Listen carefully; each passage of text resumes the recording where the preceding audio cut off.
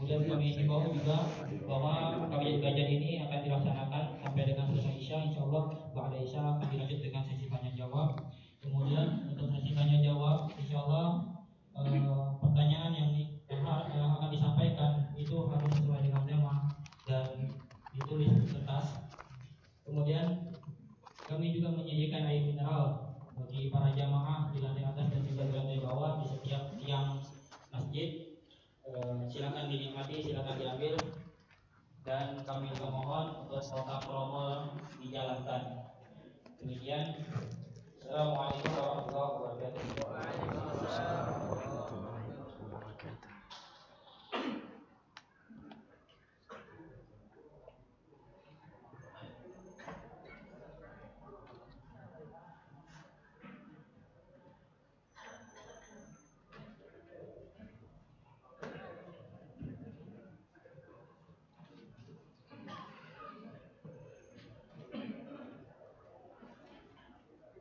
Bismillahirrahmanirrahim. Assalamualaikum warahmatullahi wabarakatuh. Alhamdulillah, wassalatu wassalamu ala rasulillah wa ala alihi wa sahbihi wa sallama tasliman katsira, amma ba'd.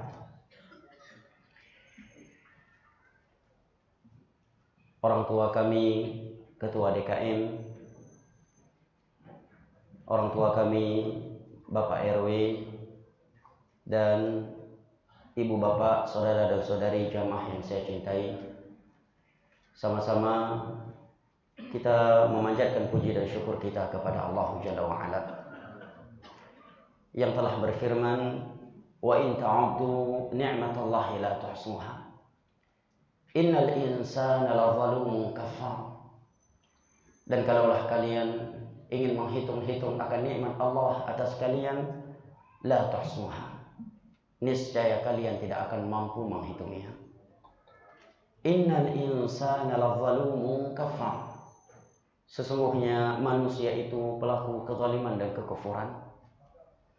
Alhamdulillah, pada malam yang berbahagia ini, berkat nikmat kesehatan, kesempatan dan hidayah taufik dari Allah Jalla wa'ala, setelah melaksanakan ibadah salat maghrib berjamaah di rumahnya yang mulia ini, yang kita memohon kepadanya, Rabbana taqabbal minna innaka antas sami'ul alim, sembari menunggu masuknya waktu salat isya, kita dapat berkumpul dan bertemu dalam rangka at-tawasi bil haqq wa tawasi bis sabr, dan di atas undang-undang dasar kita, radhina billahi rabba wa bil islami dina wa bi Muhammadin sallallahu alaihi wasallam nabiyyan wa rasulah. Maka kita memohon kepada Allah Jalla wa ala bi asma'ihil husna, dengan nama-namanya yang maha indah, wa sifatihil ula, dengan sifat-sifat yang maha tinggi, wa bismihil azam alladhi idza su'ila bihi ajab, dan dengan namanya yang paling agung yang apabila Allah diminta dengannya maka Allah akan mengabulkan permohonan hambanya. Kita meminta kepadanya sebagaimana ia telah mengumpulkan kita saat ini di rumahnya yang mulia ini, di majelis ilmu agama ini yang merupakan raudhatun min riyadhil jannah, taman surga, agar kembali mengumpulkan kita ma'an nabiyyin was-siddiqin wasyuhada'i was-salihin wa hasuna ulaika rafiqa, di dalam surga firdausnya di hari kiamat kelak. Amin ya rabbal alamin. Salawat beserta salam senantiasa kita sanjung sajikan kepada Nabi besar kita, keluarga dan segenap sahabat-sahabat beliau yang telah bersabda, wa man salaka tariqan yaltamisu fihi ilma sahalallahu lahu bihi tariqan ila jannah, wa ma jatama'a qaumun fi baitin min buyutillah yatluna kitaballah wa yatadarasunahu fima bainahum illa nazalat alaihimus sakinah wa ghasyiyatuhumur rahmah wa hafathumul malaikah wa dzakarahumullahu fi man 'indah. Dan barang siapa yang menempuh sebuah perjalanan dalam rangka menuntut ilmu agama, niscaya Allah akan mudahkan baginya jalan menuju surga. Wa ma jatama'a qaumun fi baitin min buyutillah, Dan tidaklah ada sebagian kaum berkumpul di rumah Allah, membacakan ayat-ayat Allah, mempelajari agama Allah sesama mereka, illa nazalat alaihimus sakinah, melainkan akan turun kepada mereka sakinah ilahi, wa ghasyiyatuhumur rahmah, akan tercurahkan kepada mereka rahmat ilahi, wa hafathumul malaikah, malaikat-malaikat Allah akan meliputi mereka, wa dzakarahumullahu fi man indah, dan Allah menyebut-nyebutkan mereka dengan pujian dan sanjungan di hadapan malaikat-malaikat yang ada di sisinya. Hadis riwayat Imam Muslim dari Abu Hurairah radhiyallahu anhu. Kita berharap kepada Allah Jalla wa Ala dan meminta kepadanya agar menjadikan kita dari hamba-hamba yang ia firmankan di dalam sebuah hadis qudsi yang diriwayatkan oleh Imam Ahmad dan Al-Imam Tirmidzi dengan sanad yang sahih dari Mu'adz bin Jabal radhiyallahu anhu. Dari Rasulullah sallallahu alaihi wasallam bahwa Allah berfirman, wajabat mahabbati lil mutahabbina fiyya wal mutajalisina fiyya wal mutazawirina fiyya wal mutabadilina fiyya. Sungguh telah pasti cintaku kepada mereka orang-orang yang saling cinta mencintai sesama mereka karenaku. Mereka saling duduk sesama mereka karenaku. Mereka saling kunjung mengunjungi sesama mereka karenaku. Dan mereka saling berbagi sesama mereka karenaku. Dan insyaAllah ta'ala pertemuan kita pada malam yang berbahagia ini, di atas undang-undang dasar kita, radina billahi rabba wa bil islami dina wa bi Muhammadin sallallahu alaihi wasallam nabiyyan wa rasulah, semata-mata karena Allah. Semata-mata karena Allah Jalla wa Ala. Sungguh tiada hubungan nasab antara saya dan jamaah sekalian. Tiada pula nilai-nilai dunia lainnya yang telah mempertemukan kita di rumahnya yang mulia ini. Tidaklah kita bertemu dan berkumpul di rumahnya yang mulia ini melainkan dalam rangka at-tawasi bil haqq wa tawasi bis sabr, dalam rangka mendengarkan ayat-ayat Al-Qur'anul Karim dan hadis-hadis Nabi sallallahu alaihi wasallam serta petuah ulama Islam, dengan harapan dengannya iman kita akan meningkat, dengan harapan dengannya amalan kita akan menjadi lurus dan membuat kita semakin bertakwa kepada Allah Jalla wa Ala, sehingga kita juga memohon kepadanya agar memasukkan kita dari hamba-hamba yang ia kecualikan di dalam firman yang tertera pada surat Az-Zukhruf, di mana ia berfirman, al-akhillau yawma idzin ba'dhum li ba'dhin aduwwun illa al-muttaqin. Seluruh orang-orang yang saling cinta mencintai di dunia ini akan saling bermusuhan di hari kiamat kelak tanpa terkecuali. Pasangan suami istri, anak dengan orang tua, tetangga dengan tetangganya, teman seleting dengan teman seletingnya, relasi dengan relasinya, atasan dengan bawahannya, bawahan dengan atasannya. Semua mereka yang saling cinta mencintai dan saling kasih mengasihi di dunia ini akan saling bermusuhan di hari kiamat kelak. Illal muttaqin, kecuali orang-orang yang bertakwa kepada Allah Jalla wa Ala. Al-Imam Ibnu Katsir yang merupakan ulama besar dalam mazhab Syafi'i, dalam tafsir beliau, tafsir Al-Quranil Azim, ketika menafsirkan ayat ini menyatakan, فَكُلُّ مُصَادَقَةٍ وَمُصَاحَبَةٍ لِغَيْرِ اللَّهِ عَزَّ وَجَلَّ فَإِنَّهَا تَضِيعُ وَتَصِيرُ عَدَاوَةً يَوْمَ الْقِيَامَةِ إِلَّا مَا كَانَ لِلَّهِ فَإِنَّهُ يَدُومُ بِدَوَامِهِ. Seluruh pertemanan dan persahabatan yang bukan karena Allah, yang tidak dibangun di atas at-tawasi bil haqq wa tawasi bis sabr, tidak dibangun di atas al-amr bil ma'ruf wa nahi anil munkar, tidak saling menuntun untuk bertakwa kepada Allah, akan sia-sia dan bahkan akan menjadi sebuah permusuhan di hari kiamat, kecuali yang karena Allah. Maka dia akan abadi karena Allah Maha Abadi. Dan saya bersyukur kepada Allah Jalla wa Ala, kemudian berterima kasih kepada segenap orang tua saya DKM dan sahabat-sahabat yang telah menjadi sebab saya dapat berkunjung ke daerah yang semoga Allah Jalla wa'ala berkahi ini.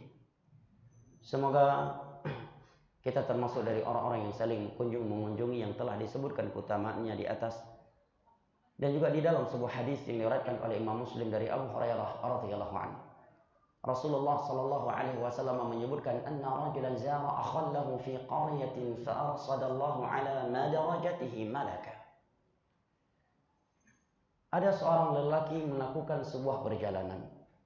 Di tengah perjalanannya Allah mengutus seorang malaikat.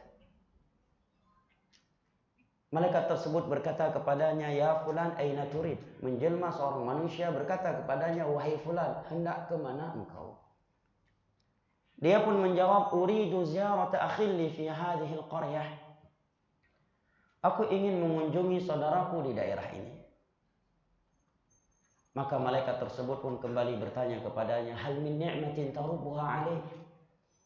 Apakah kunjungan engkau kepadanya ini dikarenakan suatu kepentingan duniawi yang engkau harapkan darinya? Dia pun menjawab, "La, sama sekali bukan. Ghayra annani ahbabtuhu fillah." Aku mengunjunginya semata-mata karena aku mencintai dia karena Allah. Ingin saling nasihat menasihati. Ingin saling bertatap wajah karena iman dan Islam. Mendengar demikian, maka malaikat tersebut yang menjelma manusia berkata kepadanya, "Fa inni Rasulullah ilaik." Sesungguhnya aku adalah malaikat yang diutus oleh Allah kepadamu. "Fa inna Allah qad ahabbaka bima ahbabtahu fi." Sesungguhnya Allah telah mencintaimu karena engkau telah mencintai hamba-Nya tersebut, saudaramu tersebut karena Allah Jalla wa Ala.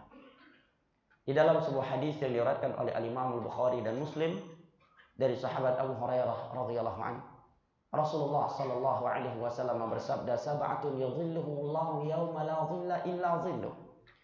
Ada 7 golongan yang akan mendapatkan naungan Allah pada hari kiamat. Di hari yang tiada naungan di saat itu kecuali hanya naungannya Allah. Di antara mereka Nabi sebutkan adalah rajulan yatahabba fillah ijtama'a alaihi waftaraqa alaihi. Adalah mereka orang-orang yang saling cinta mencintai karena Allah. Mereka berkumpul karena Allah dan mereka berpisah karena Allah. Dan insyaallah taala perkumpulan dan pertemuan kita di malam hari ini karena Allah.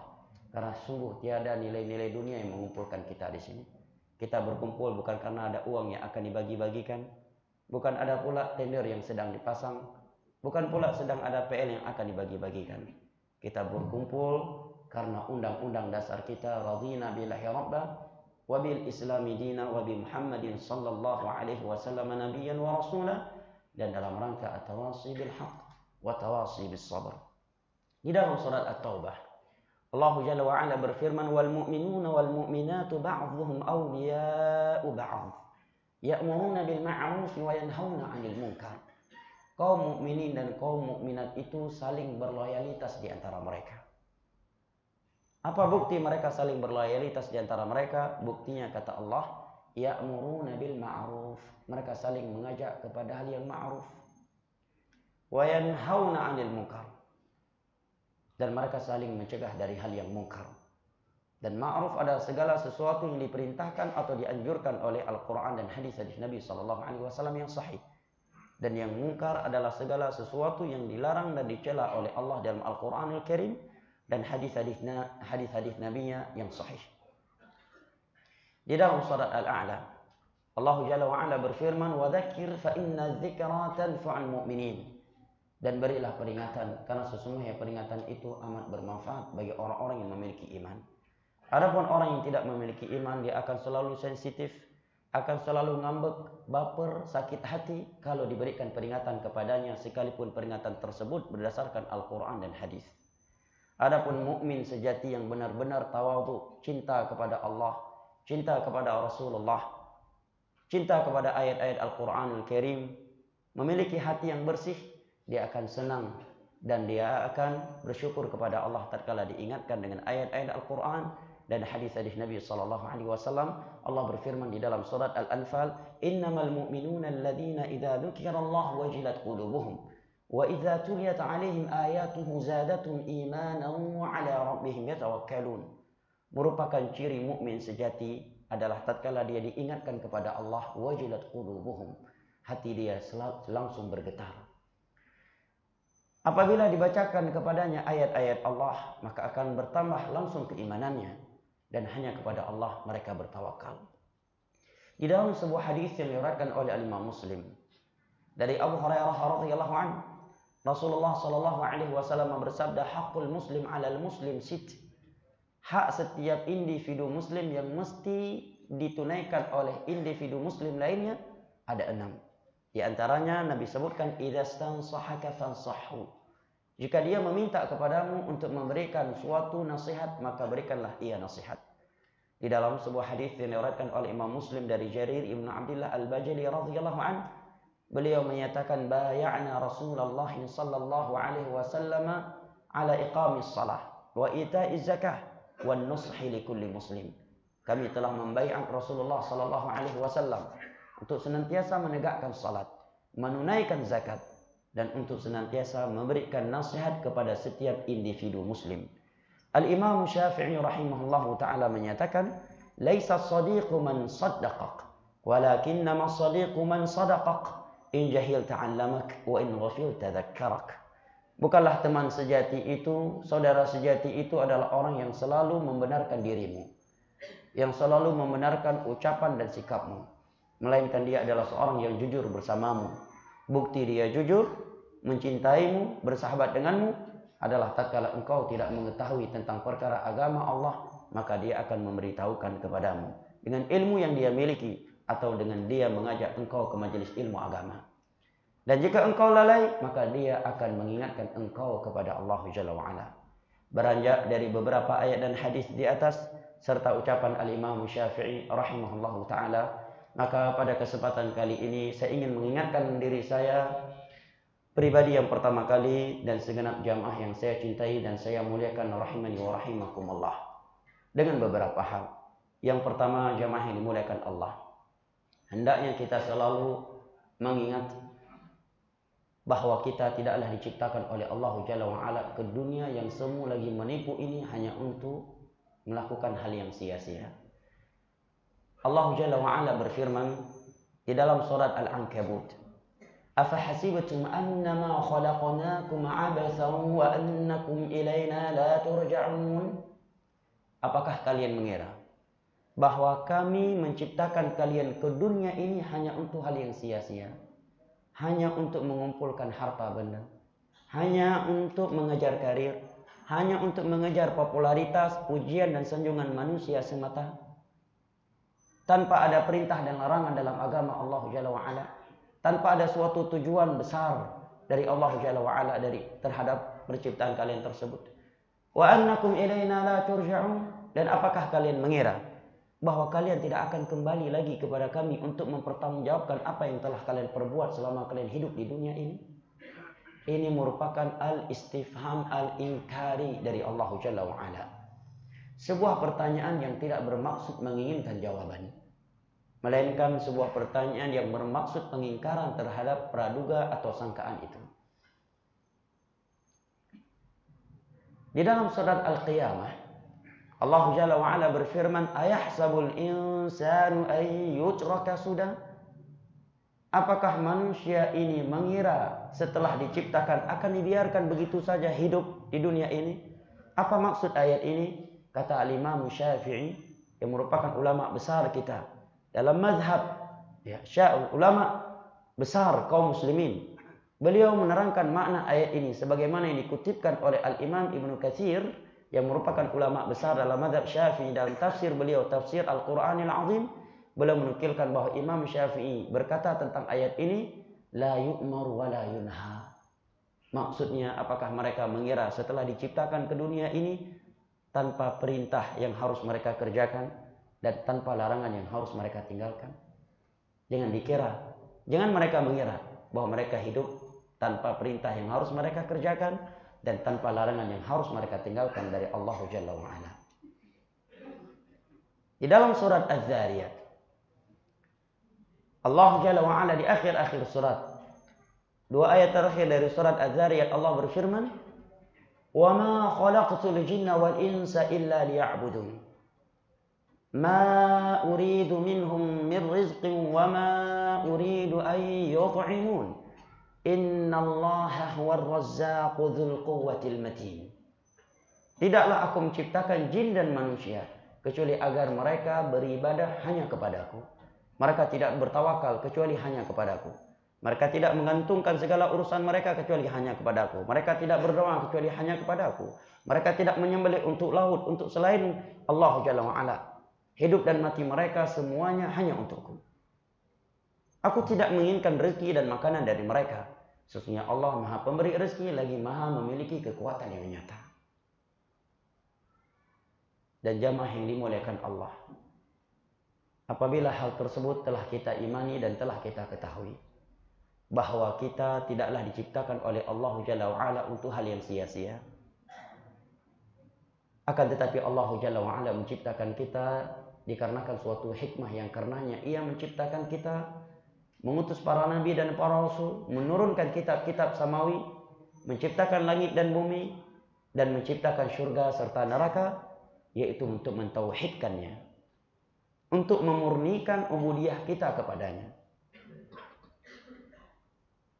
Dan Allah Jalla wa'ala akan membalasnya dengan syurga dan neraka. Dengan syurga dan neraka. Dan aturan Allah Jalla wa'ala yang mesti kita jalankan selama hidup di dunia ini tidaklah lama, jamaah yang dimuliakan Allah. Andai kata boleh dikalkulasikan peraturan Allah yang harus kita jalankan di dunia ini, paling lama hanya 1,5 jam, jamaah. Paling lamanya. Kenapa bisa demikian? Kan di dalam sebuah hadis Nabi bersabda, "Inna a'mara ummati baina 60 wa 70 wa qalilum man jawaza dzalik."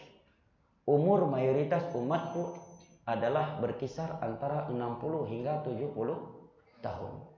Amat sedikit di antara mereka yang punya umur lebih dari itu. Artinya, andai kata umur mereka panjang, maka rata-rata umur mereka yang panjang antara 60 hingga 70 tahun. Amat sedikit yang lebih dari itu. Bahkan sebagian survei menyebutkan mayoritas manusia di dunia saat ini mati di umur 40 tahun. Sementara di dalam Al-Quran dalam surat Al-Hajj, Allah berfirman, "Wa inna yawman 'inda rabbika ka'alfi sanatin mimma ta'uddun." Satu hari di hari kiamat di sisi Allah itu seperti 1000 tahun di dunia ini. Satu hari notabenanya 12 jam.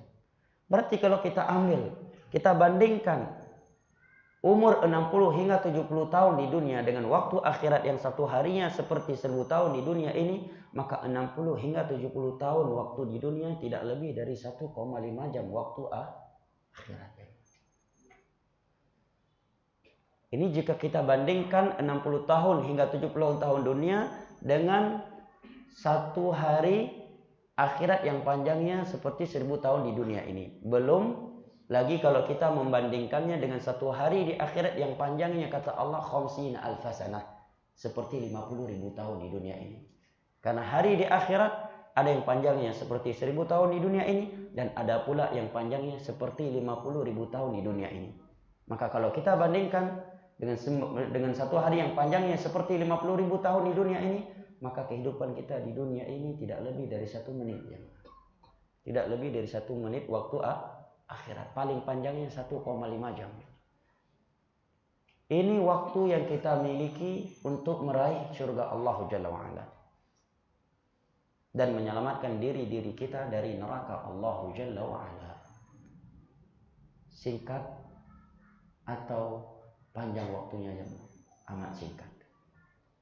Apa kiranya jika dikatakan kepada seorang pejabat atau melaksanakan suatu tugas, kami berikan waktu kepada Anda 2 jam untuk mempertanggungjawabkan dan mempersiapkan seluruh berkas-berkas pekerjaan yang telah dipertugaskan kepadamu selama ini. Apabila selama 2 jam ini Anda tidak dapat mempertanggungjawabkan, mengumpulkan seluruh berkas pekerjaan Anda, maka Anda akan dibakar hidup-hidup. Maka Anda akan dilemparkan ke dalam lubang buaya. Bagaimana perasaan kita kalau dikatakan seperti itu kepada kita, jemaah? Saya kira megang air gelas saja udah bergetar. Ya, sudah bergetar walaupun nggak ada air dalam gelas. Ya, akan bergetar. Nggak sempat lagi bersunda gurau dengan anak istri. Seenak apapun makanan yang sudah dihidangkan di depan kita, kita tidak akan mampu menikmatinya lagi. Bahkan mungkin kita tidak akan sadar diri bahwa diri kita telah buang kotoran dalam pakaian kita.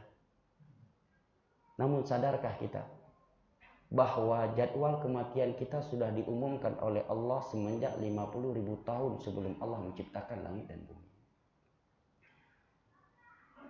Dan sadarkah kita bahwa waktu yang kita miliki untuk meraih surga Allah dan menyelamatkan diri kita dari nerakanya tidak lebih dari 1,5 jam, jemaah.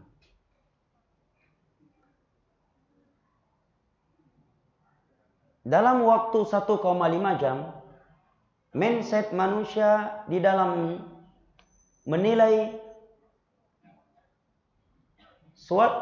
kesuksesan dan kebahagiaan, kebanyakan mereka menjadikan 3 perkara sebagai standarisasi kesuksesan mereka di dunia yang tidak lebih dari 1,5 jam ini. Golongan yang pertama adalah mereka yang menjadikan harta sebagai standarisasi kesuksesan dan kebahagiaan. Golongan yang kedua adalah mereka yang menjadikan tahta dan kekuasaan sebagai standarisasi kesuksesan dan kebahagiaan dalam kehidupan dunia yang semu ini yang tidak lebih dari 1,5 jam ini. Sementara golongan yang ketiga adalah mereka yang menjadikan ketokohan, ketenaran, pujian dan sanjungan manusia sebagai standarisasi kesuksesan dan kebahagiaan mereka dalam kehidupan mereka yang tidak lebih dari 1,5 jam ini. Barang siapa yang menjadikan harta sebagai standarisasi kesuksesan, maka ujung daripada perjalanan Qarun sebaik-baik teguran dan pelajaran dari Allah kepadanya. Karena rupanya Qarun yang lebih kaya daripada Musa dan Harun serta Bani Israel yang beriman kepada Nabi Allah Musa dan Harun alaihi wasallam yang notabene mereka adalah orang-orang miskin, rupanya dia tidak lebih bahagia daripada mereka. Menerangkan kepada kita bahwa harta bukanlah standarisasi kesuksesan. Barang siapa yang menganggap bahwa tahta dan kekuasaan merupakan standarisasi kesuksesan dan kebahagiaan di dalam kehidupan dunia yang semu lagi menipu ini dan yang tidak lebih dari 1,5 jam ini sebagai standarisasi kesuksesan dan kebahagiaan, maka ujung daripada perjalanan Fir'aun, Namrud, Haman dan yang semisal dengan mereka sebaik-baik teguran dan pelajaran dari Allah. Rupanya Fir'aun tidak lebih sukses. Jangankan di akhirat, di dunia saja dia tidak lebih sukses daripada Musa dan Harun serta Bani Israel yang ditindas olehnya. Rupanya Namrud tidak lebih sukses di dunia ini daripada Nabi Ibrahim alaihissalam. Demikian pula, barang siapa yang menjadikan ketokohan, nama baik, pujian dan sanjungan manusia sebagai standarisasi kesuksesan dan kebahagiaan di dunia yang semua lagi menipu dan yang tidak lebih dari 1,5 jam ini, maka predikat yang diraih oleh Abu Lahab CS sebaik-baik teguran dan pelajaran dari Allah untuknya. Rupanya Abu Lahab dengan ketokohannya tidaklah lebih sukses, jangankan di akhirat, di dunia ini pun dia tidaklah lebih sukses daripada Bilal ibnu Abi Rabah yang merupakan budak sahaya dari Ethiopia yang hitam pekat, kurus kerempeng dan keriting rambutnya.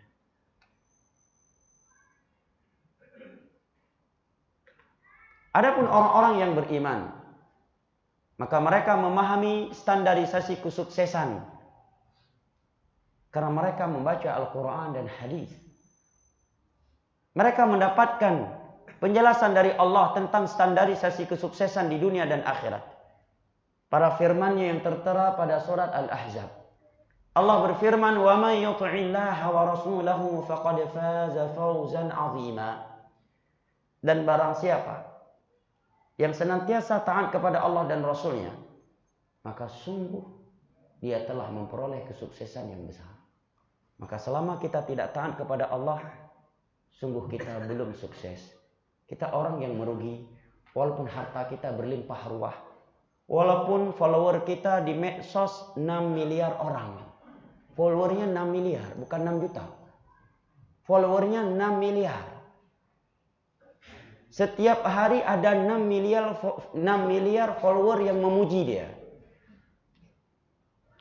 Tetapi dia tidak taat kepada Allah dan Rasulnya. Mengabaikan perintah-perintah Allah dan melanggar larangan-larangan Allah. Sungguh dia adalah orang yang merugi dunia akhirat. Walaupun ketika dia mati orang memujinya. Papan bunga dari Irian Jaya sampai 0 km Sabang, papan bunga dikirim untuknya. Tetapi ketika di dunia dia tidak taat kepada Allah dan Rasulnya, perintah-perintah Allah dia tinggalkan, larangan-larangan Allah dia langgar, sungguh dia orang yang merugi. Wa may yuti'illaha wa rasulahu faqad faza fawzan 'azima. Dan barang siapa yang senantiasa taat kepada Allah dan Rasulnya, maka sungguh ialah orang yang telah sukses dan kesuksesan yang besar.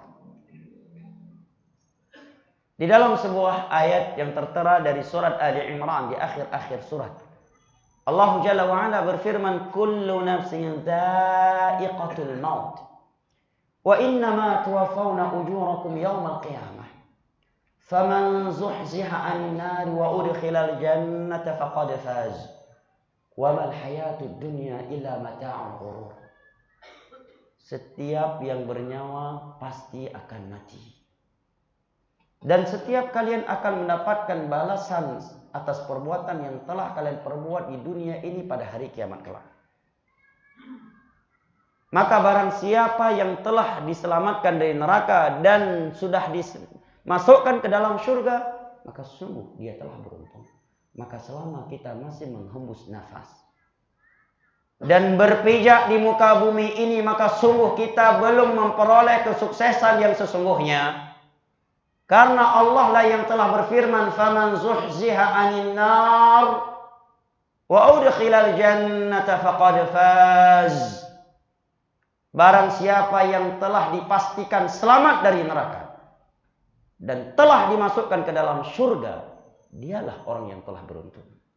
Dan tiada satupun ayat Al-Quran dan hadis yang telah menyebutkan nama saya dan Anda semua pasti selamat dari neraka Allah, atau pasti masuk ke dalam surganya. Maka kita belum memperoleh kesuksesan yang sesungguhnya. Dan tiada cara untuk memperoleh kesuksesan ini kecuali dengan mengamalkan, merealisasikan firman Allah yang telah kita simak dari surat Al-Ahzab di atas tadi, agar senantiasa taat kepada Allah dan Rasulnya. Wa mal hayatud dunya illa mata'ul ghurur. Tidaklah kehidupan dunia ini kecuali kehidupan yang semu lagi menipu. Jamaah yang dimuliakan Allah, sekali lagi, waktu yang kita miliki untuk meraih surga Allah, waktu yang kita miliki untuk menyelamatkan diri kita dari neraka Allah, waktu yang kita miliki untuk menerima malaikat maut, untuk menerima nikmat kubur dan menyelamatkan diri kita dari azab kubur, tidak lebih dari 1,5 jam. Apalagi waktu di akhir zaman itu semakin hari semakin cepat perputarannya. Di dalam sebuah hadis yang diriwayatkan oleh Imam Ahmad dan Al-Imam Tirmidzi yang disahihkan oleh Imam Ibnu Hajar yang merupakan salah satu ulama besar dalam mazhab Syafi'i, dalam syarah Sahih Bukhari Fathul Bari dari Abu Hurairah radhiyallahu anhu, Nabi sallallahu alaihi wasallam bersabda, "La taqumu hatta yataqaraba zaman, fatakunu sanatu kasyahr, wa yakunu syahru kal usbu', wa yakunu al usbu' kal yawm, wa yakunu al yawm kas sa'ah, wa takunu as-sa'atu kahtiraqis sa'fah." Hari kiamat itu tidak akan terjadi kecuali perputaran waktu ini semakin hari semakin cepat. Waktu 1 tahun seperti 1 bulan, 1 bulan seperti 1 pekan. Perputaran waktu 1 pekan seperti 1 hari. 1 hari seperti 1 jam, waktu yang singkat. Dan waktu yang singkat habisnya seperti pelepah kurma yang kering tatkala dibakar. Tak terasa di antara kita ada yang sudah berumur 20 tahun, 30 tahun, 40 tahun, 50 tahun, 60 tahun. Tak terasa tiba-tiba udah malam. Tak tiba-tiba sudah pagi. Setelah itu tiba-tiba udah zuhur, tiba-tiba udah maghrib, tiba-tiba sudah man rabbuk, wa man nabiyyuk, wa ma dinuk. Baru kita terkejut dan menyesal. Dan jamaah yang dimuliakan Allah, perjalanan yang akan kita tempuh setelah kematian itu jauh lebih panjang dan mengerikan atau membahagiakan. Kenapa saya katakan mengerikan atau membahagiakan? Karena Nabi sendiri yang telah bersabda, inna hadhil qubur awwalu manazilil akhirah. Faman naja minha fama ba'dahu aisaru min. Alam kubur ini adalah jenjang akhirat yang pertama kali. Apabila dia selamat dari azab kubur, maka apa yang akan terjadi setelah azab kubur, setelah alam kubur akan lebih mudah untuknya. Nabi juga bersabda tentang alam kubur, imma rawdatun min riyadhil jannah wa imma hufratun min hifarin nar. Alam kubur dia merupakan taman surga untuk sebagian orang atau menjadi liang neraka Allah untuk sebagian orang. Malam ini kita mati jamaah yang dimuliakan Allah, maka malam ini pula kita akan merasakan nikmat atau azab kubur sampai terjadi hari kiamat. Tiada kondisi yang ketiga di alam kubur. Tidak azab maka nikmat. Tidak nikmat maka azab. Tiada kondisi yang ketiga di alam kubur. Sampai hari kiamat terjadi, isi alam kubur hanya azab atau nikmat. Ada yang dia diazab 100% apabila dia mati bukan di atas agama Islam. Atau pernah Islam tetapi mati belum bertobat dari dosa-dosa yang membatalkan agama Islam. Yang mesti dikaji oleh setiap muslim. Jangan sampai dia melakukan pembatal Islam dan dia tidak menyadarinya. Ada pula yang mereka diazab di sebagian waktu dan diberikan nikmat di sebagian waktu. Yaitu orang-orang yang beriman kepada Allah. Mati belum bertobat dari dosa-dosa maksiatnya, tetapi mereka tidak membawa dosa syirik kepada Allah Jalla wa'ala. Oleh karenanya amat penting bagi seorang muslim untuk mengkajinya. Ini alam barzahnya. Setelah alam barzah akan ada hari kebangkitan. Semua manusia dibangkitkan tanpa terkecuali dalam keadaan telanjang bulat. Seluruh nabi pun telanjang bulat, tidak berpakaian sehelai benang pun. Dibegiring oleh Allah ke padang mahsyar di saat matahari 1 mil dari kepala mereka. Nabi bersabda dengan sebuah bersabda yang membuat Aisyah terheran-heran. Diriwayatkan oleh Al-Imam Al-Bukhari dari Aisyah radhiyallahu anha, Nabi bersabda, yuhsyarun nasu hufatan uratan ghurla. Seluruh manusia dibangkitkan, digiring ke padang mahsyar dalam keadaan tidak berpakaian sehelai benang pun. Di dunia boleh ada yang punya pakaian harganya 1 miliar. Ya, bahkan ada yang punya harga jam sampai 3 miliar. Ya, seluruh di hari kiamat jangankan manusia, jangankan raja-raja yang tidak taat. Para nabi saja dibangkitkan ke padang mahsyar oleh Allah dalam keadaan tidak berpakaian sehelai benang pun. Dan yang pertama kali diberikan pakaian adalah Nabi Ibrahim. Karena beliau adalah satu-satunya atau orang yang pertama kali ditelanjangi bulat oleh kaumnya karena mengajak kaumnya kepada tauhid dan mencegah mereka dari perbuatan syirik. Di dalam sebuah hadis yang diriwayatkan oleh Imam Al-Bukhari dari Abdullah bin Abbas radhiyallahu anhuma, Nabi bersabda, "Inna awwalan nas yuksa yaumal qiyamah la Ibrahim." Manusia yang pertama kali diberikan pakaian setelah ditelanjangkan adalah Nabi Ibrahim alaihissalam. Menunjukkan apa? Para nabi pun dia bangkitkan oleh Allah dalam keadaan telanjang bulat, tidak berpakaian sehelai benang pun. Dia awal kali mereka dibangkitkan. Yang pertama kali diberikan pakaian adalah Nabi Ibrahim. Mereka tidak beralas kaki dan tidak disunat. Aisyah ketika mendengar sabda Nabi ini, beliau terheran-heran. Sehingga beliau mengutarakan suatu pertanyaan kepada Nabi Sallallahu Alaihi Wasallam. Pertanyaan yang manusiawi.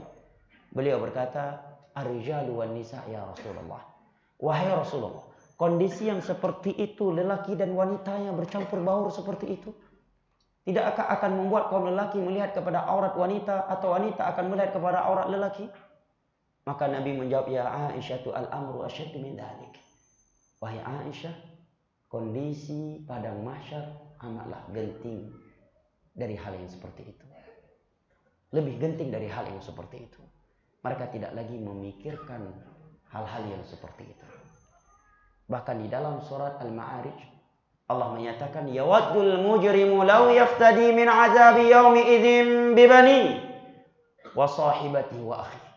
wa fasilatihi allati tu'wih wa man fil ardi jami'an thumma yunji. Orang-orang yang banyak melakukan maksiat ketika di dunia, mereka berangan-angan. Andai kata ibu kandungnya, ayah kandungnya, anak kandungnya, istrinya, saudaranya, dan semua manusia di dunia bisa dijadikan tebusan dari neraka untuk dirinya. Artinya, andai kata ada tawaran kepada seorang hamba, kamu boleh selamat dari neraka, tapi syaratnya ayahmu penggantimu, boleh? Mamamu, ibumu yang akan dibakar, anakmu akan dibakar, istrimu akan dibakar, saudara-saudara kandungmu akan dibakar. Kalau kamu setuju, maka kamu akan selamat dari neraka. Semua manusia saat itu menjawab setuju dan rela menjadikan mereka sebagai tebusannya dari neraka Allah. Ini masih di padang mahsyar jamaah. Sementara setelah itu masih amat panjang dan amat banyak tantangan yang jauh lebih besar dari itu. Akan tetapi waktu telah habis. Sudah ada nih? Ya. Bagaimana? Cukup atau pada isya lanjut lagi? Saya kembalikan kepada orang tua masjid. Pada isya kita lanjutkan sedikit lagi. Wallahu a'lam bishawab.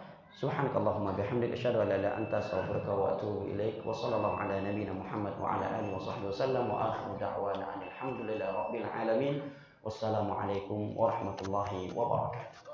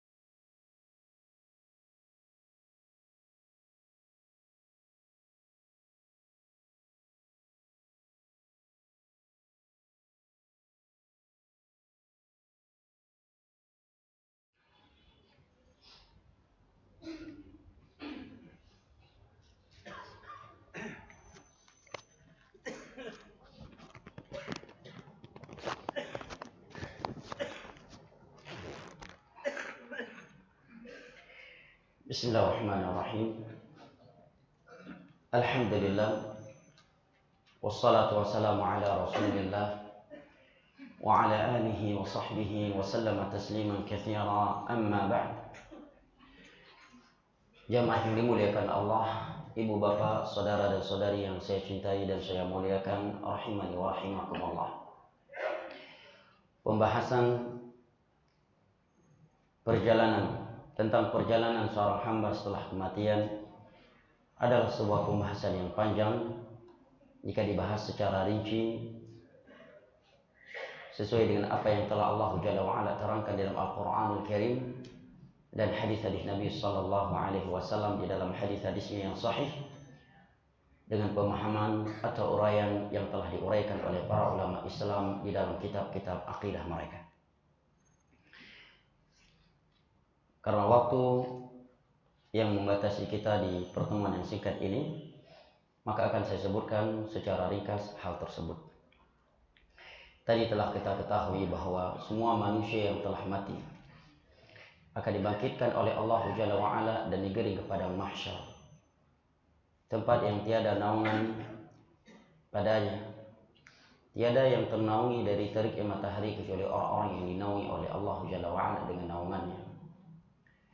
Di dalam sebuah hadis yang diriwayatkan oleh Imam Muslim dari sahabat yang mulia Miqdad ibn al-Aswad radhiyallahu anhu, Rasulullah sallallahu alaihi wasallam bersabda, "Tudina syamsu minan nasi yaumal qiyamah qadral mayit."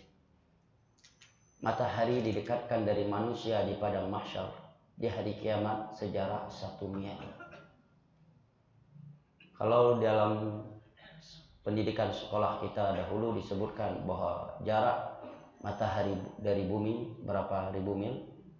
Saya ada ingat di pelajaran SD ini, andai kata benar, dan tiada yang mengetahuinya kecuali Allah secara rinci tentunya.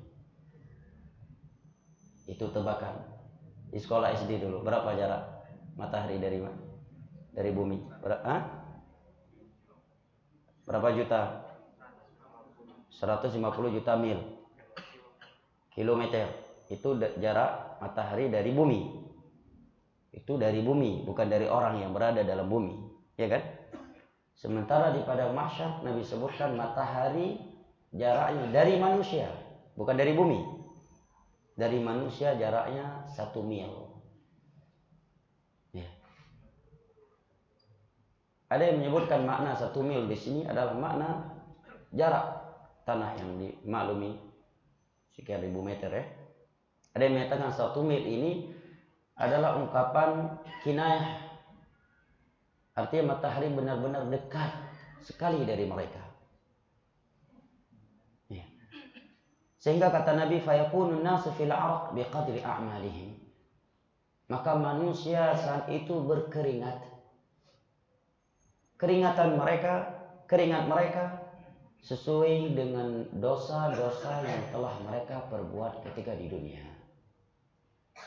Faminhum man yakunu ila ka'baih. Ada di antara mereka yang keringatnya sudah sampai di kedua mata kakinya. Wa minhum man yakunu ila saqaih. Ada pula di antara manusia yang keringatnya sudah sampai ke betisnya. Wa minhum man yakunu ila rukbatih. Ada pula yang keringatnya sudah sampai di lututnya. Wa minhum man yakunu ila hiqwaih. Di antara mereka ada pula yang keringatnya sudah sampai ke pinggangnya. Wa minhum man yurjimul 'araq irjaman. Dan di antara mereka ada yang tenggelam dengan keringatnya. Sesuai dengan dosa yang mereka lakukan ketika di dunia. Hadis riwayat Imam Muslim dari sahabat yang mulia Miqdad ibn al-Aswad radhiyallahu anhu. Saking gentingnya kondisi pada mahsyar jamaah yang dimuliakan Allah, Nabi menyebutkan di dalam sebuah hadis yang panjang, hadis dari Imam Muslim dari Abu Hurairah radhiyallahu anhu, hadis yang menerangkan tentang syafa'atul uzma Nabi kita sallallahu alaihi wasallam, hadis yang menerangkan al-maqam mahmudan Nabi kita sallallahu alaihi wasallam. Saking gentingnya padang mahsyar dan tidak tahannya manusia dari terik matahari, maka mereka mendatangi Nabi Adam. dan menyatakan, wahai Adam, engkau adalah bapak kami. Engkau adalah nabi, rasul yang pertama kali Allah utus ke permukaan bumi ini. Engkau adalah bapak kami. Mintalah kepada Allah agar Allah menyegerakan hisab kami. Permintaan ini kata para ulama bukan karena kita saat itu sudah siap untuk dihisab, tetapi karena kita sudah tidak mampu sabar lagi. Kita sudah tidak lagi mampu bersabar di bawah terik matahari di padang mahsyar. Membuat kita mendatangi Nabi Adam berkata, wahai Adam, engkau adalah ayahanda kami. Mintalah kepada Allah agar Allah menyegerakan hisab kami. Maka Nabi Adam menjawab, innallaha qad ghadaba alayya ghadaban lam yaghdab mithlah. Sungguh Allah telah murka kepadaku dengan sebuah kemurkaan yang ia belum pernah murka seperti itu. Ia melarangku untuk memakan sebuah pohon di dalam surga, lantas aku memakannya. Di sini ada renungan penting jemaah. Sebuah renungan yang hendaknya selalu hadir di dalam hati kita. Yang apabila renungan ini selalu hadir di dalam hati kita, maka insya Allah kita tidak akan sombong dengan amal soleh kita. Kita tidak akan ujub dengan ibadah yang kita miliki. Dan kita akan selalu terpukul dan takut kepada Allah atas maksiat-maksiat yang telah kita lakukan. Serta akan segera bertobat kepadanya. Apa itu? Ucapan Al-Imam Ibn Rajab dalam kitabnya Lataiful Ma'arif. Kata beliau, sungguh aneh dengan anak Adam ini. Ayah mereka Adam masih mengenang sebuah dosa yang ia lakukan jutaan tahun sebelumnya. Yang telah diampuni oleh Allah. Dan Allah telah mengumumkan bahwa Allah telah menerima taubatnya tersebut. Tetapi dia masih mengenangnya sampai di padang mahsyar. Berapa jarak antara padang mahsyar dengan surga saat itu jemaah? Wallahu a'lam. Nabi Adam melanggar larangan itu di mana jemaah? Dalam surga sebelum dikeluarkan ke bumi. Turunkan ke bumi. Setelah diturunkan ke bumi pun Allah umumkan. Sebelum Allah turunkan ia ke bumi, Allah umumkan. Dalam surat Al-Baqarah, fatalaqa Adamu min rabbih kalimatin fataba alaih innahu huwa tawwabur rahim. Allah telah memaafkan dia. Allah sudah terima taubatnya. Setelah itu baru diturunkan ke permukaan bumi. Rupanya dosa yang beliau telah bertobat darinya tersebut. Dan Allah telah mengumumkan bahwa dirinya telah memaafkan Nabi Adam atas dosa tersebut. Masih dikenang oleh Nabi Adam sampai di padang mahsyar. Kata Ibnu Rajab, sungguh aneh dengan anak Adam ini. Ayahanda mereka, bapak mereka dikeluarkan oleh Allah dari surganya karena suatu dosa yang ia lakukan. Sementara mereka ingin masuk ke dalam surga Allah dengan ribuan maksiat yang mereka belum bertobat darinya. Dalam nggak jawaban yang jamaah? Sungguh dalam, sangat pedas. Sangat pedas, kecuali hati kita sudah lebih keras daripada batu. Maka teguran, sindiran Ibnu Rajab tadi tidak memberi pengaruh dan tidak ada yang bergerak di dalam hati. Kalau hati kita sudah lebih keras daripada batu. Kata beliau, sungguh aneh dengan anak Adam ini. Ayahanda mereka dikeluarkan dari surga oleh Allah karena sebuah dosa yang ia lakukan. Dan yang dilakukan oleh Nabi Adam sama itu bukanlah zina. Bukanlah liwat, bukanlah mencuri orang lain, bukanlah suap menyuap, ya, bukanlah menerima uang haram, bukanlah membunuh, ya, bukanlah syirik, ya, bukanlah pelanggaran-pelanggaran besar seperti pelanggaran agama yang kita lakukan. Beliau hanya memakan sebuah pohon yang dilarang oleh Allah karena bisikan iblis. Yang menyatakan kepadanya, hal aduluka ala syajaratil khuldi wa mulkin la yabla. Maukah kamu aku tunjukkan sebuah pohon yang jika engkau memakannya engkau akan kekal di dalam ini. Maka beliau pun memakannya. Maka kata Ibnu Rajab Al-Hambali dalam kitabnya Lataiful Ma'arif, sungguh aneh dengan anak Adam ini. Ayahanda mereka dikeluarkan dari surga oleh Allah karena sebuah dosa yang ia lakukan. Sementara mereka ingin masuk ke dalam surga dengan ribuan dosa yang mereka belum bertobat darinya. Subhanallah, tajam gak jemaah? Tajam. Ucapan Ibnu Rajab, pedas, tajam, pedas. Tapi karena banyaknya maksiat yang sudah kita lakukan, pedasnya sudah nggak terasa lagi. Hah? Pedasnya udah kurang terasa. Padahal kan cukup pedas itu ucapan, ya kan? Pedas ya, Mak. Karena hati kita sudah keras, suka makan haram, maksiat lebih banyak daripada ketaatan. Ucapan yang begitu pedas, yang begitu tajam, tidak memberi pengaruh dan tidak menggerakkan apapun di dalam hati kita. Nabi Adam angkat tangan. Saya tidak mampu memohon hal tersebut kepada Allah. Tidak pede Nabi Adam. Tidak pede. Maka beliau menyatakan, datangi oleh kalian Nuh alaihi salam. Maka manusia semuanya datang kepada Nuh dan menyatakan, innaka awwalu rusulin arsalahullahu ilal ardh. Wahai Nuh, engkau adalah Rasul yang pertama kali yang Allah utus ke permukaan bumi setelah Nabi Adam karena suatu kesyirikan yang terjadi. Dengan ini kata para ulama, sungguh keliru dalam bab akidah jika dikatakan Idris sebelum Nuh. Idris dipastikan dengan ayat dan hadis kata ulama akidah datangnya setelah Nabi Nuh alaihi salam. Abdullah bin Abbas menyatakan jarak antara Adam dengan Nuh itu 10 abad. Berarti berapa tahun? 1000 tahun. Belum pernah terjadi kesyirikan. Begitu terjadi kesyirikan, maka Allah langsung mengutus Nuh alaihi salam. Idris setelah Nuh, bukan sebelum Nuh. Nah, menurut ayat dan hadis Nabi sallallahu alaihi wasallam. Adapun yang disebutkan dalam buku-buku sirah kata Syekh Utsaimin bahwa Idris sebelum Nuh, ini kekeliruan yang bertentangan dengan ayat Al-Qur'an dalam surat An-Nisa. Inna awhayna ilaika kama awhayna ila Nuhin wan nabiyyina min ba'dih. Dan bertentangan dengan hadis Nabi ini. Serta kesepakatan para sahabat, para tabi'in dan tabi'ut tabi'in. Serta 4 imam mazhab. Bahwa Nuh adalah Rasul yang pertama kali Allah utus ke permukaan bumi setelah Nabi Adam. Karena kesyirikan yang terjadi. Nuh alaihissalam angkat tangan. Kemudian kita semua mendatangi Nabi Ibrahim. Nabi Ibrahim pun merasa telah berbuat salah kepada Allah. Beliau pun angkat tangan, tidak berani meminta kepada Allah permintaan yang begitu besar. Setelah itu manusia mendatangi Musa. Nabi Musa pun angkat tangan, merasa telah melakukan sebuah kesalahan. Kemudian manusia mendatangi Nabi Isa. Nabi Isa pun angkat tangan, tidak berani meminta permintaan tersebut kepada Allah. Setelah itu baru manusia datang kepada Nabi Muhammad SAW. Maka Nabi pun sujud di bawah arsy-Nya Allah Jalla wa'ala. Memuji Allah Jalla wa'ala yang sebuah pujian yang belum pernah ia memujinya dengannya. Maka Allah katakan, irfa' ra'sak wasal tu'ta washfa' tushaffa'. Wahai Muhammad, angkat kepalamu, mintalah kepadaku, maka aku akan kabulkan permohonanmu. Dan berilah syafaat kepada umat manusia, niscaya akan aku izinkan. Maka Nabi pun meminta kepada Allah agar manusia segera dihisab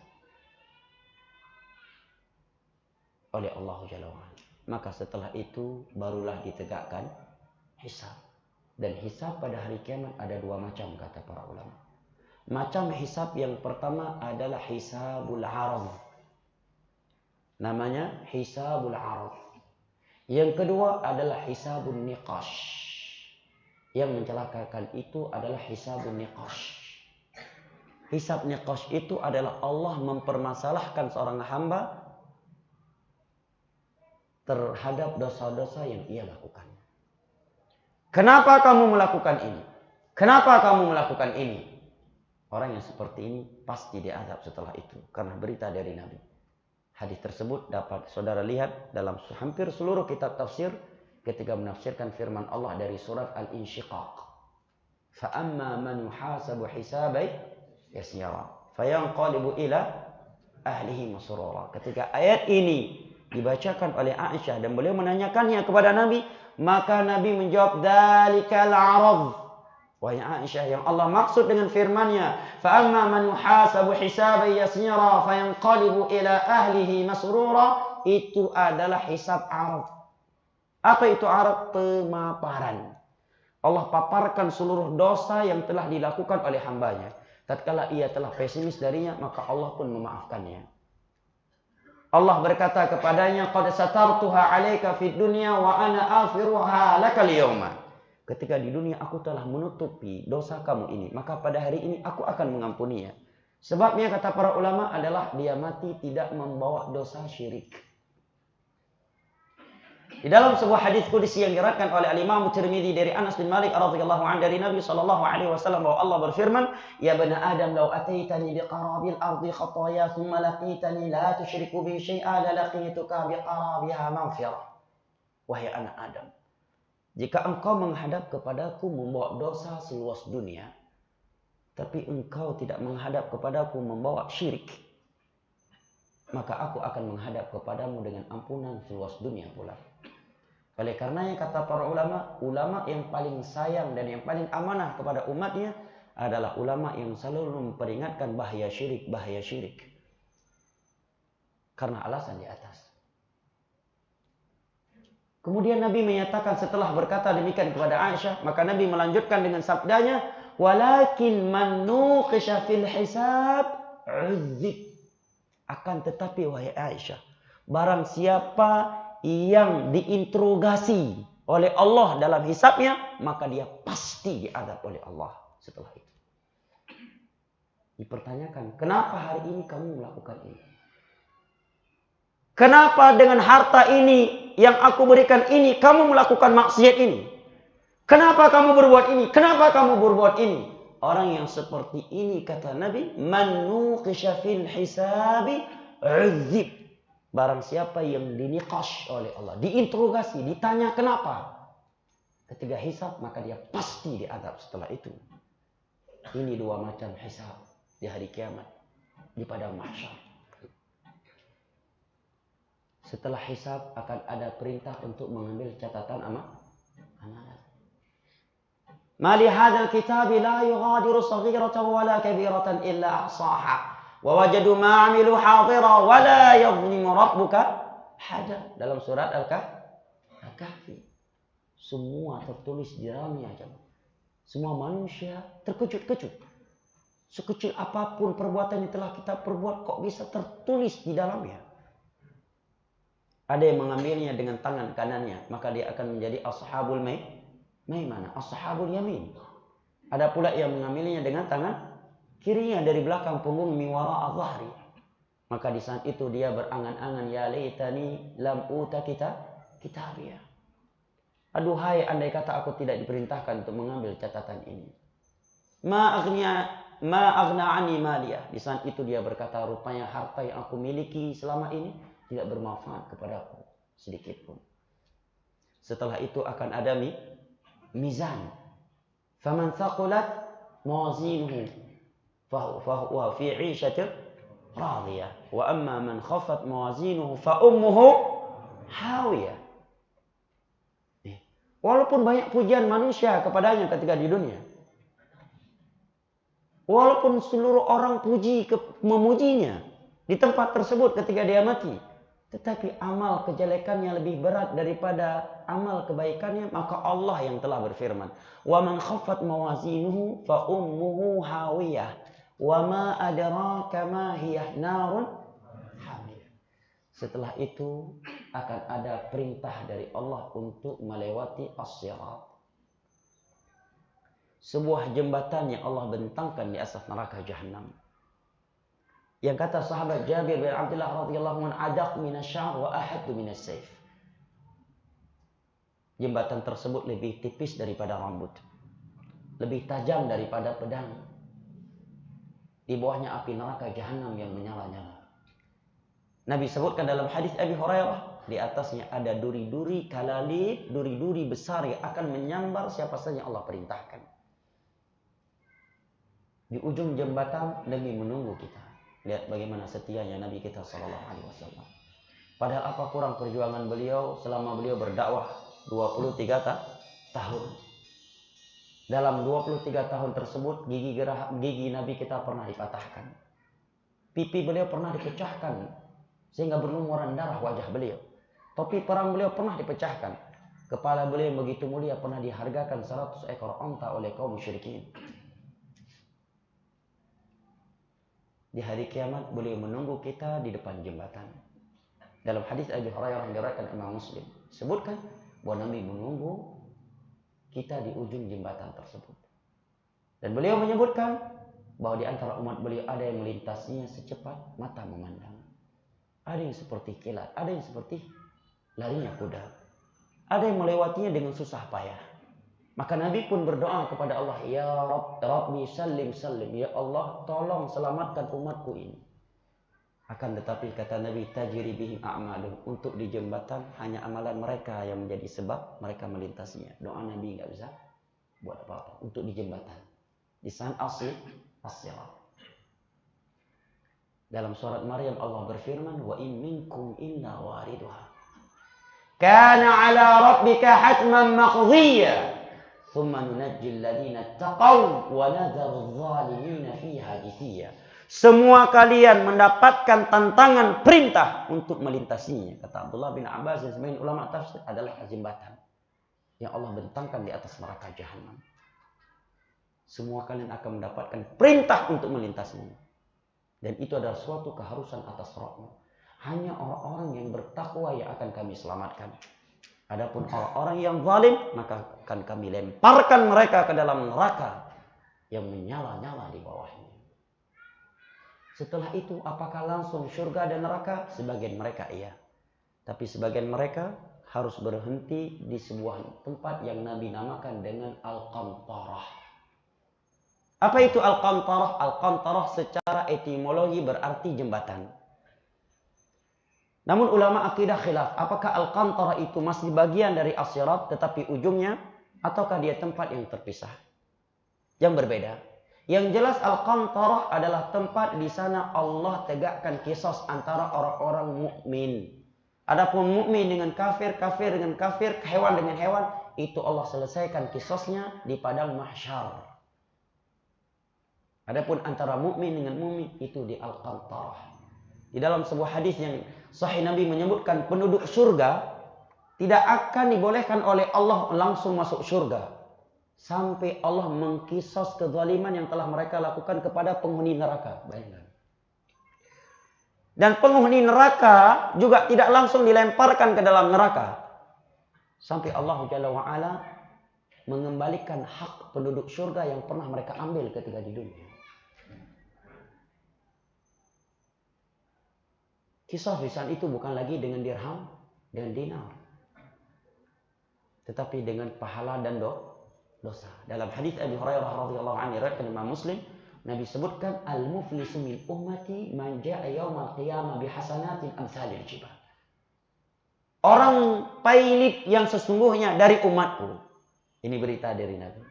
Kita kalau mendengar berita atau suatu pengetahuan bahwa orang yang pailit, ciri-ciri orang pailit dalam bisnis atau sebab-sebab kepailitan, pasti kita akan serius mendengarnya. Betul?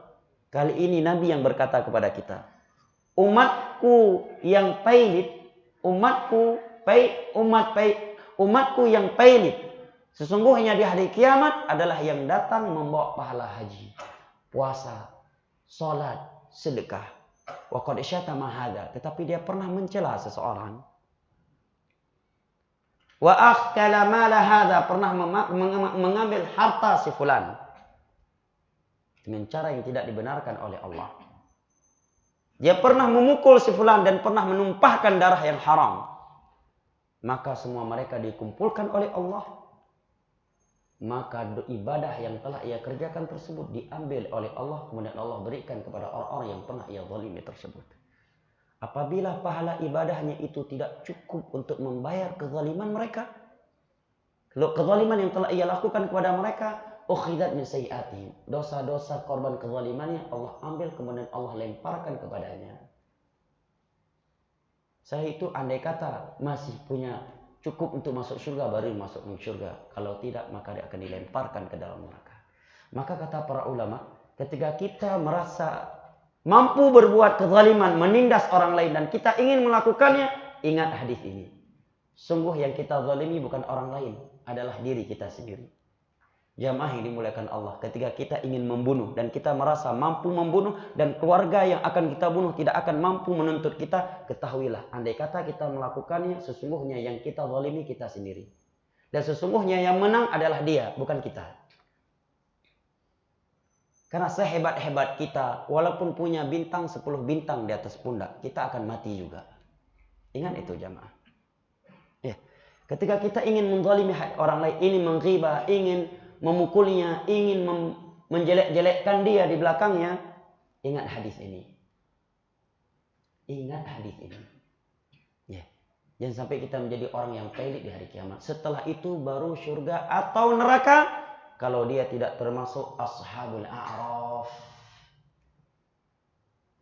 Sebuah nama surat yang ketujuh dari Al-Quran. Datang riwayat dari Imam Ahmad, yang diriwayatkan oleh Imam Ahmad, yang dikutip oleh Imam Ibnu Katsir dalam tafsirnya. Ketika beliau menafsirkan surat Al-A'raf, bahwa A'raf adalah tempat antara surga dan neraka. Di sana Allah berhentikan sebagian hambanya yang kebaikannya setara dengan kejelekannya. Mereka tidak langsung dimasukkan ke dalam surga karena kejelekannya setara dengan kebaikannya. Dan mereka pun tidak langsung dilemparkan ke dalam neraka karena kebaikannya masih setara dengan kejelekannya. Sampai Allah memutuskan keputusannya dengan keadilan dan hikmahnya. Utsman bin Affan menyatakan, andai kata aku diberhentikan di antara surga dan neraka dan belum dipastikan di manakah tempatku, lantas ada tawaran untuk menjadi debu, lakhtartu an akuna turaba. Aku akan mengambil tawaran untuk menjadi debu. Karena debu walaupun nggak masuk surga sudah dipastikan tidak masuk dalam neraka. Yang berkata demikian siapa jamaah? Bukan sekedar LC, bukan sekedar S1, S2, S3 jurusan hadis, bukan sekedar panitia kajian, bukan sekedar DKM masjid. Beliau menantu Nabi, sekaligus khulafa ar-rasyidun yang ketiga, dan beliau menantu Nabi yang telah menikahi 2 putri Nabi SAW. Seorang sahabat yang Nabi katakan, kaifa la astahi minhu wa qad istahya minhul malaikah. Bagaimana aku tidak malu dengan Utsman bin Affan? Malaikat saja malu dan segan sama dia. Dan beliau masih hidup. Nabi sudah memvonis beliau tempatnya dalam surga. Beliau berkata demikian. Setelah itu baru surga, neraka. Yang masuk surga nggak akan dikeluarkan darinya selama-lamanya. Sementara yang masuk ke dalam neraka terbagi menjadi 2. Yang pertama adalah mereka yang kekal selama-lamanya di dalamnya. Karena ketika mereka mati belum mengucapkan 2 syahadat dan tidak mengikuti ajaran yang dibawa oleh Nabi Muhammad sallallahu alaihi wasallam. Innal ladzina kafaru min ahli alkitab wal musyrikina fi nari jahannam khalidina fiha ulaika hum syarrul bariyah. Atau kata para ulama, dia pernah Islam, dia salat, dia zakat, dia haji, tetapi dia mati dalam keadaan belum bertobat dari dosa yang membatalkan Islam. Contohnya dosa yang membatalkan Islam, memperolok-olok agama, mencela Nabi Muhammad sallallahu alaihi wasallam. Na'udzubillah min dzalik. Memperolok-olok hukum Allah. Mengingkari salah satu dari rukun kepada takdir, rukun iman kepada takdir, atau rukun iman yang lainnya. Maka dia akan kekal di dalam neraka Allah. Sementara yang kedua adalah mereka ahli tauhid, yang mati tidak membawa dosa syirik, tetapi mereka membawa dosa-dosa maksiat yang belum diampuni oleh Allah Jalla wa'ala ketika di dunia atau di akhirat, serta tidak mendapatkan syafaat Nabi untuk ahli tauhid yang melakukan dosa besar. Maka mereka akan dibersihkan terlebih dahulu dalam neraka. Setelah itu akan dimasukkan ke dalam sebuah sungai yang Nabi katakan nahrul haya, sungai kehidupan. Dicuci setelah menjadi arang. Setelah itu baru dimasukkan ke dalam surga. Tetapi jangan sampai terbesit di hati kita, kalau begitu masih aman bro. Walaupun masuk neraka nggak bakal kekal. Yang pertama, siapa yang menjamin kita mati kita akan mati tidak membawa dosa pembatal Islam. Sementara kita sudah hidup di zaman yang zaman yang penuh dengan fitnah, yang Nabi dari jauh hari telah bersabda, yusbihu rajulu mu'mina wa yumsi kafira wa yumsi mu'mina wa yusbihu kafira yabi'u dinahu bi'aradin minad dunya. di sebuah zaman yang sudah terbuka berbagai pintu fitnah, syubhat dan syahwat. Di sana itu ada orang di pagi hari masih mukmin, di sore harinya dia udah kafir, udah murtad. Ada seorang hamba di sore hari masih mukmin, masih komit dengan Islamnya. Di pagi harinya dia udah murtad, udah kafir. Ya, ia sadari ataukah tidak? Murtad dan kafir itu tidak mesti berpindah nama agama di KTP. Bisa jadi di KTP-nya masih tertulis Islam. Orang masih menilai dia Islam. Na'udzubillah, di hari kiamat di sisi Allah dia udah kafir. Karena mati belum bertobat dari dosa-dosa pembatal Islam yang telah ia lakukan sebelumnya. Nah, yabi'u dinahu bi'ardi minad dunya. Sebabnya karena dia menjual agamanya dengan secuil dari perkara dunia ini. Nah. Jangan merasa aman. Dan andai kata pun tidak kekal dalam neraka, maka satu hari di hari kiamat paling pendek ya seperti 1000 tahun di dunia ini. Sebagian hari yang lainnya seperti 50.000 tahun di dunia ini. Dan Nabi bersabda di dalam sebuah hadis yang diriwayatkan oleh Al-Imam Al-Bukhari dari Nu'man bin Bashir radhiyallahu anhu, "Inna ahwana ahli nari 'adaban yawm al-qiyamah la rajulun yudha'u tahta rijlihi jamratan fayaghli minhuma diba'ahu, fayadhunnu annahu ashaddu 'adaban wa huwa ahwanuhum 'adaban." Penghuni neraka, azab yang paling ringan dalam neraka adalah 2 bara api yang diletakkan di bawah kaki. Nabi tidak menyatakan 2 bara api yang dimasukkan ke dalam mulutnya. Tetapi Nabi hanya menyatakan 2 bara api yang baru diletakkan di bawah kedua kakinya lantas meleleh dan mendidih otaknya. Itu azab yang paling kecil, yang paling ringan dalam neraka Allah. Jamaah yang dimuliakan Allah. Kita mesti sering-sering mengingat kematian agar kita selalu semangat istiqamah di atas agama Allah. Agar kita selalu berani menjalankan perintah-perintah dan meninggalkan larangan-larangan Allah. Nabi berpesan, "Aktsiru dzikra hadimil ladzat." Sering-seringlah kalian mengingat kematian yang akan memutuskan kalian dari seluruh nikmat. Kita boleh memiliki baju anti peluru, mobil anti peluru, rumah anti petir, anti bom sekalipun. Kita di dunia ini mungkin bisa yang hidup kebal hukum dunia. Tapi tidak ada yang mampu hidup anti atau kebal malaikat maut. Allah menyatakan, "Ainama takunu yudrikumul maut walau kuntum fi burujin musyayyadah." Dimanapun kalian berada, sekalipun kalian berada di dalam benteng-benteng yang sangat kokoh, kalian bersembunyi di dalam itu, maka kematian akan menjemput kalian ke situ. Siapa yang pernah memprediksi raja yang bengis dan kejam di masa Nabi Ibrahim? Bahwa dia dimatikan oleh Allah dengan seekor lalat yang masuk melalui hidungnya menembus otaknya. Kemudian lalat tersebut berputar-putar di dalam otaknya dan dia tidak langsung mati. Siapa yang pernah memprediksi itu? Siapa yang pernah memprediksi Qarun di masa Nabi Musa ditelan oleh bumi hidup-hidup dia sendirian bersama istananya, sedangkan orang-orang di sekitarnya tidak ikut tenggelam ke dalamnya. Khusus dia, Allah tenggelamkan hidup-hidup oleh Allah. Siapa yang pernah memprediksi Fir'aun dimatikan dengan cara yang begitu tragis oleh Allah Jalla wa'ala? Kematian. Tidak mesti ikut perang mati itu. Khalid ibn Walid, panglima perang sebelum Islam. Setelah Islam pun beliau panglima perang. Dari ujung kaki sampai ujung rambutnya ada bekas perang dan selalu meminta kepada Allah agar mati di medan perang. Allah berkehendak lain, beliau justru mati di atas tempat tidurnya. Kita nggak tahu. Kajian belum selesai, tiba-tiba salah satu di antara kita udah jatuh.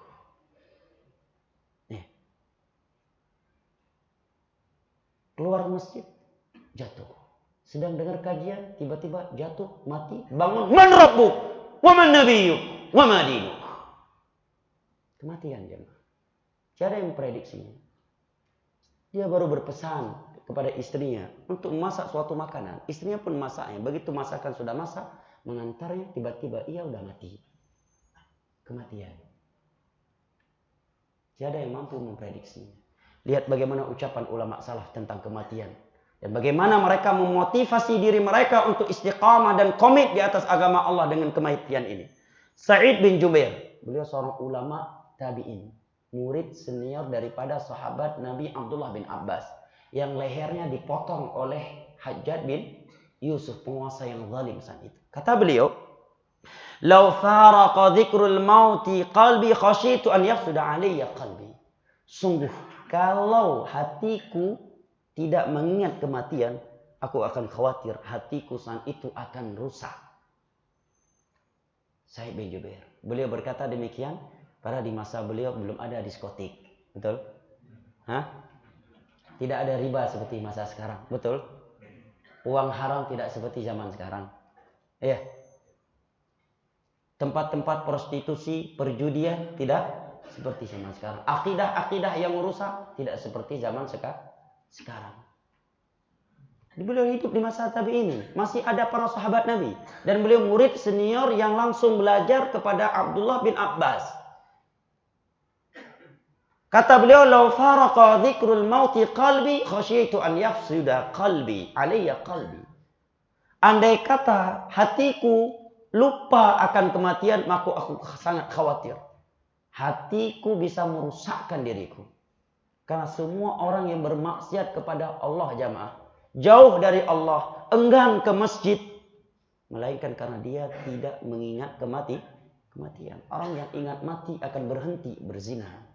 Orang yang betul-betul takut mati, dia akan pakai hijab. Nggak sekedar di komentar jadi takut mati nih.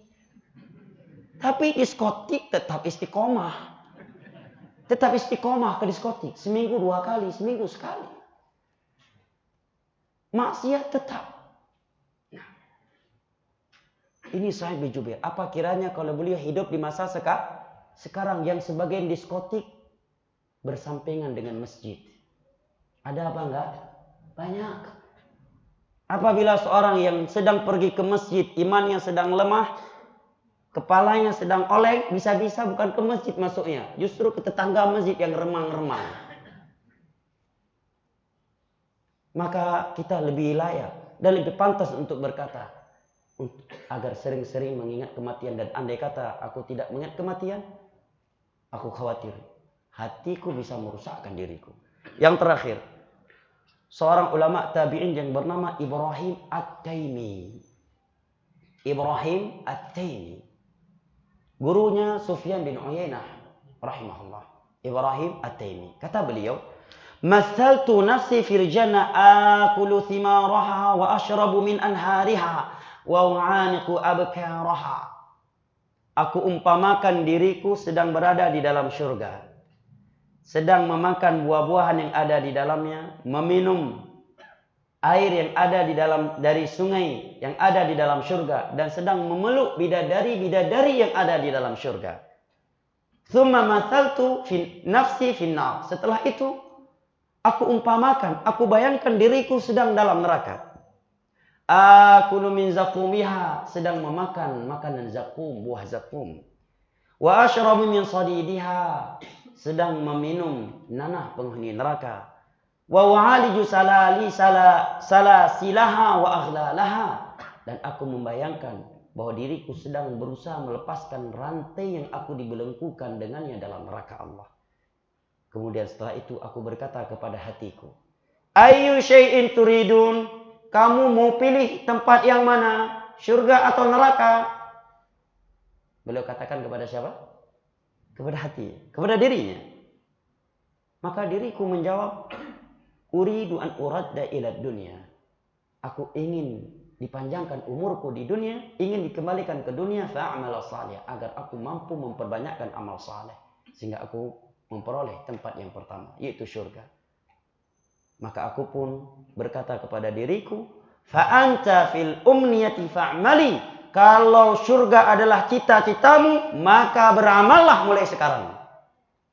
Demikian tips mereka untuk memotivasi diri mereka agar tetap istiqamah dan semangat di atas agama Allah Jalla wa'ala.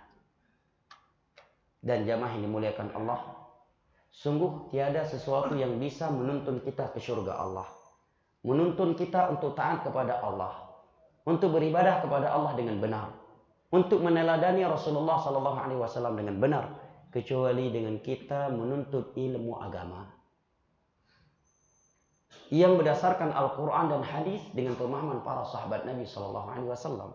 Karena Nabi bersabda, "Wa man salaka tariqan yaltamisu fihi ilma, sahalallahu lahu bihi tariqan ilal jannah."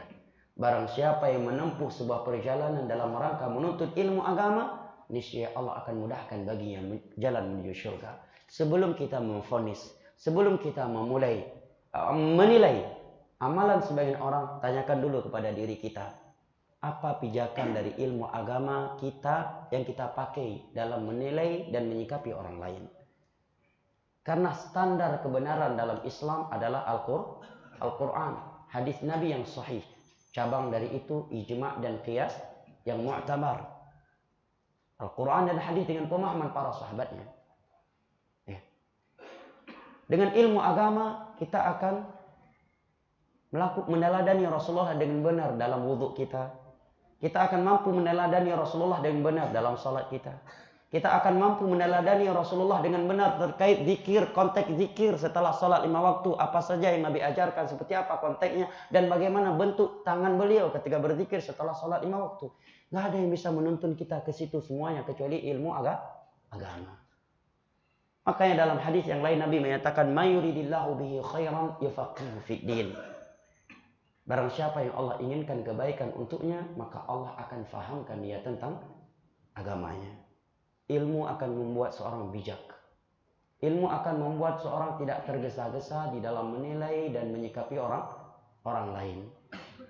Nah, maka tiada sesuatu yang lebih menuntun kita untuk taat kepada Allah dan Rasulnya dengan sebenar-benar ketaatan, untuk meneladani Rasulullah Sallallahu Alaihi Wasallam dengan benar, kecuali dengan menuntut ilmu agama. Nah, wallahu a'lam bishawab. Di sini ada beberapa pertanyaan, insyaallah taala akan kita jawab pada suatu waktu yang Allah takdirkan di selain waktu ini. Jika Allah Jalla wa'ala kembali mempertemukan kita karena waktu yang sudah larut malam, kita memohon kepada Allah Jalla wa'ala sebagaimana Ia telah mengumpulkan dan mempertemukan kita di rumahnya yang mulia ini, di kegiatan yang utama ini, agar kembali mengumpulkan kita dan keluarga kita semua ma'an nabiyyin wasiddiqin wasyuhada'i wassalihin wa hasuna ulaika rafiqa, di dalam syurga firdausnya di hari kiamat kala. Amin ya rabbal alamin. Kita akhiri majelis kita ini dengan doa kafaratul majlis. Subhanakallahumma wa bihamdik asyhadu an la ilaha anta astaghfiruka wa atubu ilaik. Wa sallallahu ala nabiyyina Muhammad wa ala alihi wa sahbihi wa sallam, wa akhiru da'wana anil hamdulillahi rabbil alamin. Wassalamu alaikum warahmatullahi wabarakatuh.